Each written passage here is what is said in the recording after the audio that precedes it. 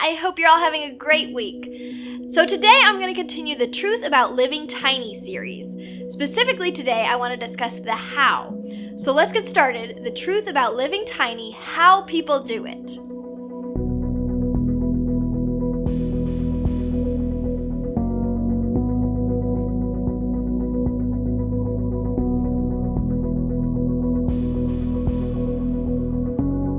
You've heard us talk about many different subjects on downsizing, and Dean covered the why people live tiny in a previous video, so if you haven't watched that yet, you can check it out here. Today I want to address the subject of how people live tiny. I want to cover this topic because as a mother of 3, there are definitely times when it has been difficult adjusting to a smaller footprint. The reasons for it being difficult are minor compared to the benefits of living smaller, but there is an adjustment period when you downsize. It takes a little bit of time to work out the kinks and to become comfortable with your new lifestyle. So how does someone live tiny? Well, this topic covers several aspects.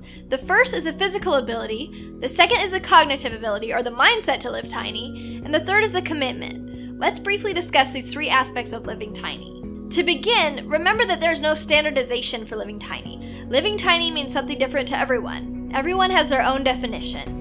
And living tiny is not defined by the size of space you live in or the quantity of things you have in your home. So for the purpose of this video, think of living tiny as a way of life rather than a series of decisions that may momentarily affect your life. The physical ability to live tiny has to do with your footprint in life. How much space do you currently live in? How much stuff do you have in that space? How small of a space could you live in and still be comfortable?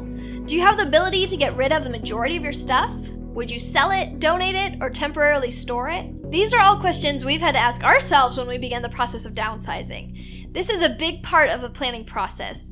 When developing your downsizing plan, don't expect it to happen overnight, or even in a few weeks. Our planning took about a year because we didn't want to rush into it. Success takes time, and similarly, to be successful at living tiny, you need to take time to plan and prepare. Simply put, when it comes to how people live tiny, the physical aspect directly correlates to the size of the space one has planned and prepared to live in, along with how much stuff one has with them in that space.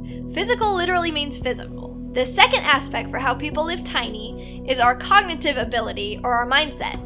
As Dean previously discussed, a big part of living tiny is having the mindset to do so. If you're not mentally prepared to live in a smaller space with less stuff, your chances of successfully living tiny will really diminish. Some people find living tiny to be very difficult, mainly because of a lack of personal space. We are creatures of comfort, and we enjoy space. We really enjoy our personal space. This especially becomes more difficult when we talk about living tiny with other people in the home, like 5 of us living in 1,000 square feet. Your personal space will become limited, if not vanquished altogether. One of the number 1 reasons why people choose to live tiny is to declutter their lives and simplify. They want less stuff around them, and they want less space to maintain and keep up with. They've developed a mindset that is more in line with minimalism as opposed to consumerism. The cognitive ability to live tiny literally means one's mental capacity to do without. How little can you live with and still be happy? I want to keep talking about this aspect, but I think that question sums up the discussion of how someone lives tiny. They prepared themselves mentally to live with less. Everyone's answer to that question will be different. Some people want a composting toilet, some want full plumbing. Some people want their home to be portable, and others want a site-built home. Some people are prepared to live in a van and travel for a year, while others have a full-time job and need to be close to work. Remember this, our cognitive ability simply correlates to our perseverance to achieve our goals of downsizing and living smaller in life. This leads us into our third aspect of how to live tiny, commitment. Are you committed? This pulls in both the physical and cognitive abilities we just spoke about.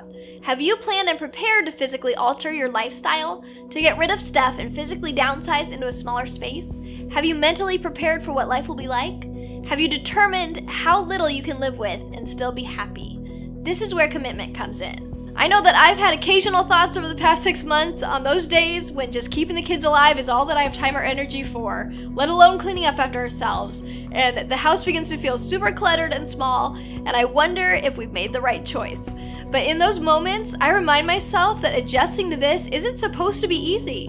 And I remember that these occasional feelings of stress that I have from feeling cluttered in a small space are far less often than the overwhelming feeling that I had every day in a bigger house with more stuff that I just couldn't keep up with. Adjusting takes time, and allowing yourself grace to do that will help you stay committed. So if you have the desire to downsize and live tiny, I encourage you to remember these 3 aspects we discussed on how to do it. Physically plan, mentally prepare, and stay committed. Once you take that big step and commit to it, I can assure you that you'll find peace and freedom in it just like we have.